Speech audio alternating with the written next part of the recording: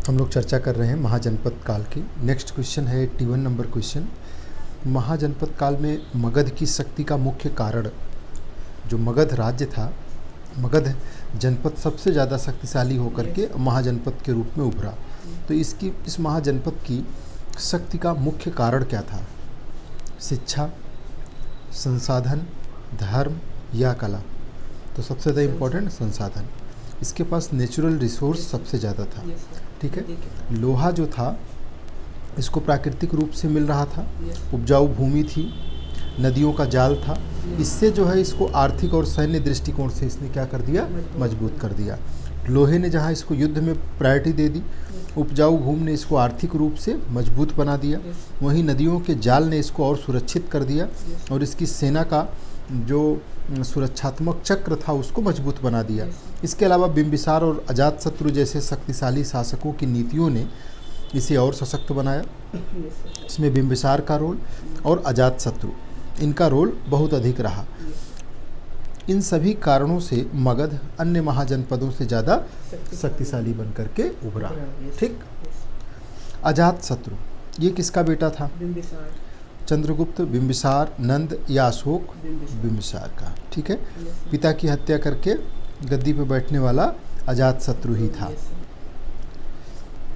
बिंबिसार का बेटा है, मगध का एक शक्तिशाली शासक बनता है। बाद में अजातशत्रु अपने पिता की हत्या करके सिंहासन प्राप्त किया। उसके शासनकाल में मगध का विस्तार हुआ, है ना। उसने वज्जी संघ को पराजित किया। अजातशत्रु ने युद्ध में कई नई तकनीकों का उपयोग किया, जिससे उसकी सैन्य शक्ति बढ़ी और मगध का प्रभाव बढ़ता चला गया। क्लियर? नेक्स्ट क्वेश्चन है, नंद वंश का संस्थापक कौन था? बिंबिसार था, अजातशत्रु था, महापद्म नंद था या अशोक? ठीक, तो नंद वंश का संस्थापक कौन है? महापद्म नंद, जिसने मगध को अत्यंत शक्तिशाली बनाया। उसने कई महाजनपदों को पराजित करके अपने साम्राज्य में शामिल किया। नंद वंश की सेना और आर्थिक शक्ति सबसे ज़्यादा थी। इसके पास बेहतरीन सेना थी और आर्थिक रूप से ये काफ़ी शक्तिशाली। फिर इसने आगे चल कर के मौर्य साम्राज्य के उदय के लिए क्या तैयार किया? आधार।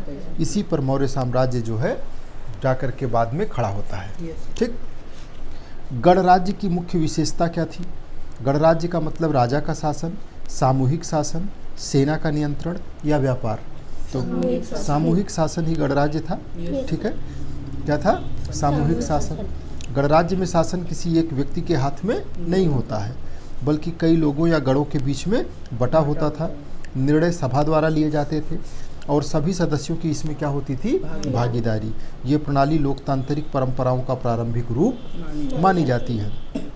वज्जी संघ इसका प्रमुख उदाहरण है। किसका? गणराज्य का। ठीक है। राजतंत्र में सत्ता किसके पास होती है? जनता के पास, मंत्री के पास, राजा, व्यापारी? तो राजतंत्र में सत्ता राजा के पास होगी, राजा के हाथ में केंद्रित होती है। राजा प्रशासन, न्याय और सेना का सर्वोच्च अधिकारी होता था। वो सभी प्रकार के जो भी महत्वपूर्ण निर्णय होते थे वो राजा के द्वारा ही लिए जाते थे। न्याय का भी वही सर्वोच्च अधिकारी होता था। महाजनपद काल में अधिकांश जो राज्य थे वो कैसे हो गए हैं? राजतंत्र। केंद्रीकृत शासन है, सारी शक्तियाँ एक व्यक्ति के हाथ में केंद्रित हैं। विधायी शक्ति, न्यायिक शक्ति, कार्यपालिका शक्ति, सारी की सारी शक्ति किसके पास है? राजा के पास। ठीक है। महाजनपद काल में व्यापार का मुख्य माध्यम क्या था? केवल सिक्के थे, केवल वस्तु विनिमय था, दोनों था, बैंकिंग था? तो क्या है? दोनों। ठीक है, ऐसे नहीं कि वस्तु विनिमय पे चले जाएं। ठीक है, पंचाहत सिक्के भी आपने देखे हैं। ठीक है, तो दोनों था। महाजनपद काल में वस्तु विनिमय और सिक्के दोनों माध्यम थे। किसका? व्यापार का। पंचचिन्हित सिक्के का उपयोग बढ़ रहा था, लेकिन वस्तु विनिमय प्रणाली भी चलन में थी। इससे आर्थिक गतिविधियां और संगठित हुई और व्यापार को बढ़ाया। ठीक है ना। गंगा घाटी का महत्व क्यों था? गंगा घाटी का महत्व युद्ध के कारण, उपजाऊ भूमि के कारण, शिक्षा। तो गंगा घाटी जो है वो सबसे ज़्यादा उपजाऊ थी। कृषि उत्पादन इससे ज़्यादा हुआ। अधिशेष उत्पादन हुआ। अधिशेष का मतलब खाने से बच जाए, यूज से बच जाए, उसी को क्या कहते हैं? अधिशेष। और जनसंख्या बढ़ी ये क्षेत्र व्यापार और नगरीकरण का केंद्र बन गया।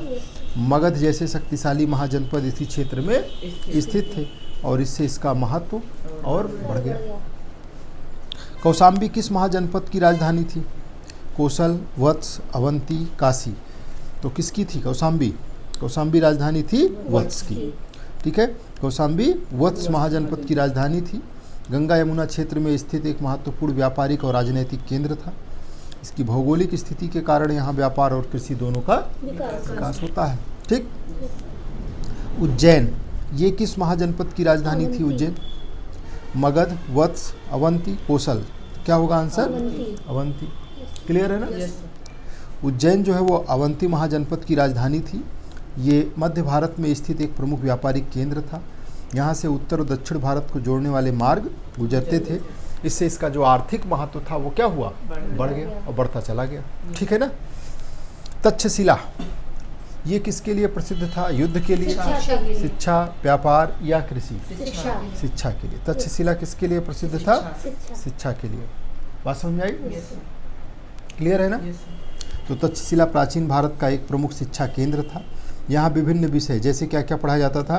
राजनीति, चिकित्सा, युद्ध कला, इसकी शिक्षा दी जाती थी। ये कहाँ का? गांधार महाजनपद में स्थित था। तक्षशिला कहाँ था? गांधार महाजनपद में स्थित था। अंतर्राष्ट्रीय स्तर पे प्रसिद्ध था। एंट्रेंस एग्जाम होता था तब एंट्री मिलती थी। ठीक है।